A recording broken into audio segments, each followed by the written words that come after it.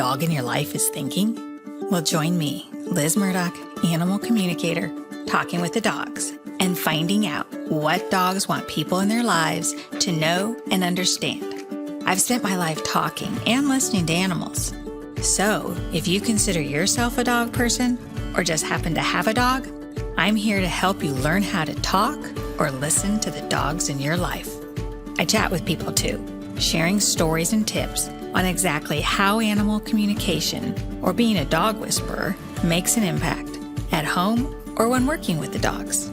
So welcome to Talking with the Dogs podcast, a place where we uncover exactly what dogs want us to know and celebrate that every dog has a story.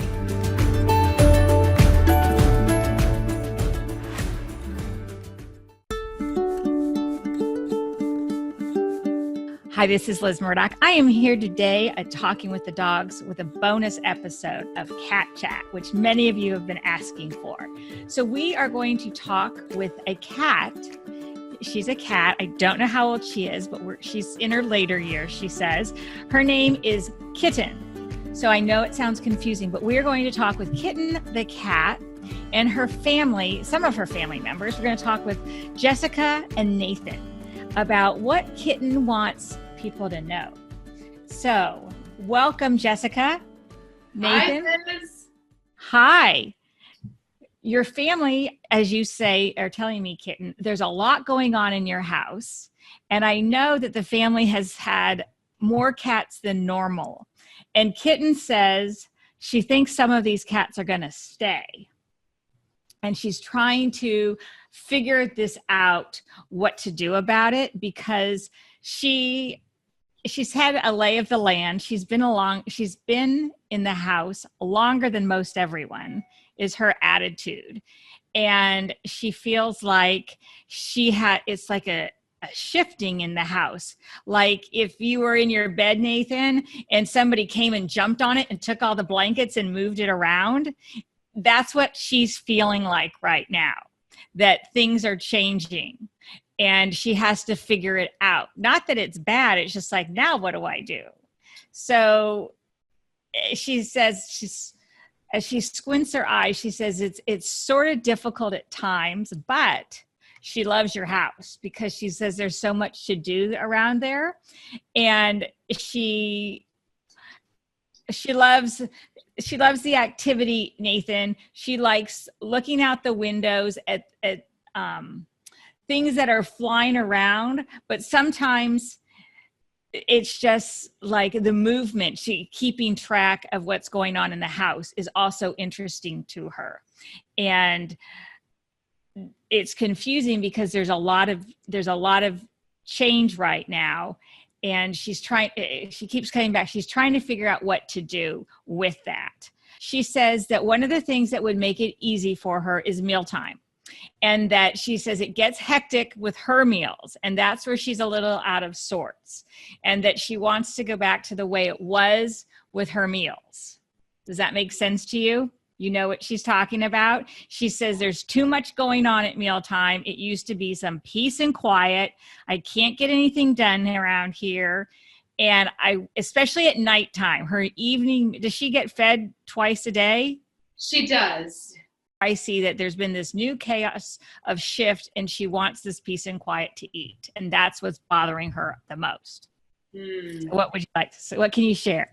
Well, she, since we got Snowflake, our little 7-week-old kitten, Snowflake has kind of taken over a lot of the places that Kitten used to hang out, and now where Kitten used to eat is where Snowflake eats, and Kitten doesn't want to be around Snowflake.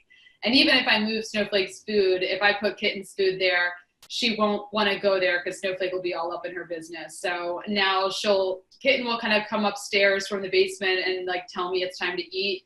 And then she'll have, she eats downstairs. So her mealtime has definitely been disrupted. So she says she will accept eating downstairs if you spoil her and you give her the good food. She's willing to make a deal with you.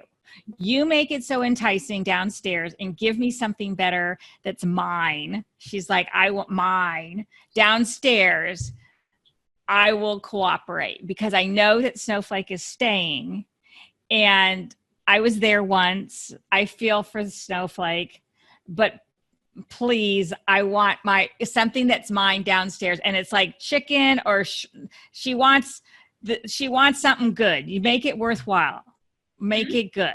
She says, you can do this. And then it's mine. She's very much mine. That's what matters to her more than anything. And it's the evening meal downstairs, make it good, and it'll solve everything. Okay, good. Yeah. She says, Nathan, you're actually very, very good with cats. And that people, do you know what a cat lady is, Nathan? Have you ever heard of that expression? Okay, so there's an expression that sometimes grown-ups, more women, so it just became a cat lady, might have like 3 or 4 cats. And they got a nickname, the cat lady. Oh, she has a lot of cats, so the cat lady. But Kitten is saying, when people just think of cat ladies, they're missing out that kids can be really good with cats too. And kids can be really good with kittens.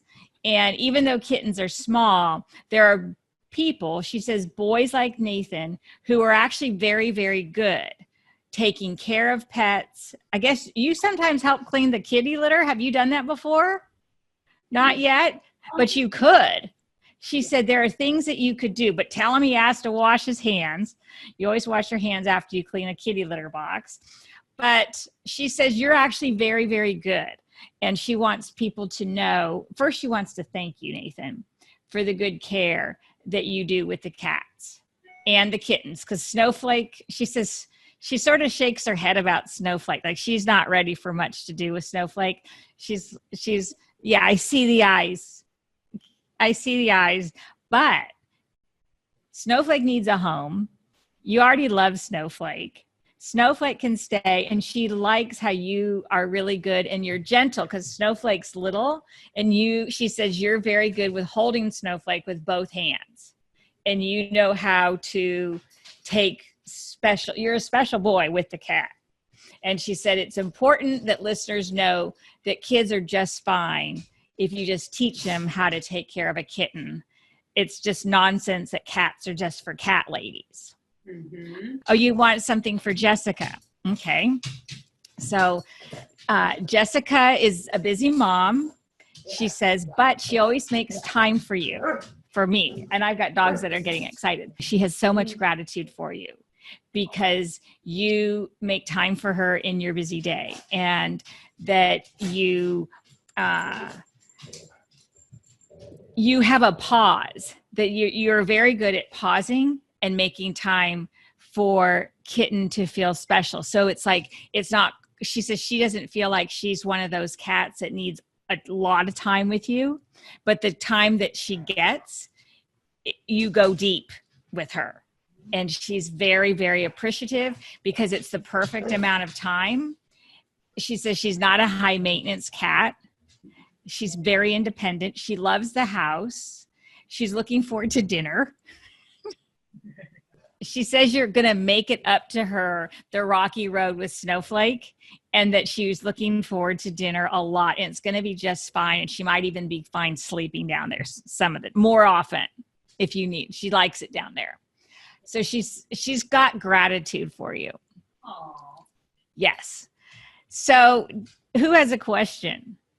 Is there anything we could do to make Kitten happier with having other cats in the house? Or is it just the making mealtime special? And she says, you got the mealtime. She's sort of like, keep them out of my way right now. She doesn't want it to be forced that she has to be best friends with anybody. She says that she likes the option. She says she's still watching it all and she's still interested and sometimes amused. She said that I see, so Nathan, I see her like walking down a hallway. She likes to be able to check in on things, but she doesn't want anyone to say, come meet another cat. I get a feeling like if someone were to try to pick her up to do that, she would squirm and run away. She's not interested in that. She says she doesn't want to be sociable. Don't make me do what I don't want to do. But the food is the big thing. She's adding about a bed. Do you have a bed in the basement? like one of the nice kinds of beds. Like it sort of looks like to me like a small dog bed, that she might like a bed down there. Yeah, we have like a finished basement, so it's nice. I'm like, there's a bathroom down here, I mean, a human bathroom, but it's a nice space. People used to live down here like it was an apartment. And she's kind of made it her, she kind of found some like, just some stuff we have in storage, and she's kind of like made that her bed. She wants a good bed. She wants a cat bed. She wants a nice bed. Need to get her a cat bed. She says she'll like that, and it'll make it easier for everyone because she wants her space. She wants her space, and I can see it would keep her warm, and those are the two things. That's what she wants. Does he have another question? He said maybe we can get a big pillow for her. That's like a cat something. Pillows. I feel that a pillow is a great start, but I think she would like something that has a rim around it so she can nestle in there and stay warm and protected. And I think she'll really like it. Any other questions? No? Okay. No more Okay. questions here. So even though she's left, because I think she's pretty much done, I'm going to, but she's got down. Sometimes they fall asleep. So Kitten, I'll say, what else would you like to say?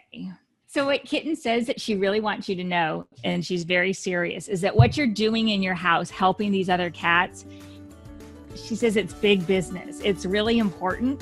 So she's willing to put up with the small amount of grief that she says it is. It's not really that bad having another cat. And she says some of them are not staying. She says we've been clear on that you're helping these cats, and that is really important. And so if anyone is listening, it's like, cats talk, and they're going to get me my food, and they're going to get me my bed. But she also says they're also making a huge difference that anyone can do who's not allergic, is help a cat for a few days. Thank you, Kitten. Your public service announcement. I just want to thank you for sharing both your message and letting your family know what they can do to make life even better for you and all the cats, and for them living with cats. So Jessica, Nathan, thank you for joining us at Cat Chat. Thank you. That was awesome. Ready to find out what your dog wants you to know? Visit talkingwiththedogs.com, book an appointment with me, and we'll find out. Thanks for tuning in to Talking with the Dogs. Hope today's episode made you want to understand your own dog better and appreciate that every dog has a story and something to say. Subscribe now for more dog stories and insights into animal communication and what it's like to be a dog whisperer. Review this episode on Apple Podcasts or follow Talking with the Dogs on Instagram or Facebook, and sign up for a chance for you and your dog to be a guest on the show. Whatever you do, I hope you'll spend time talking with the dogs.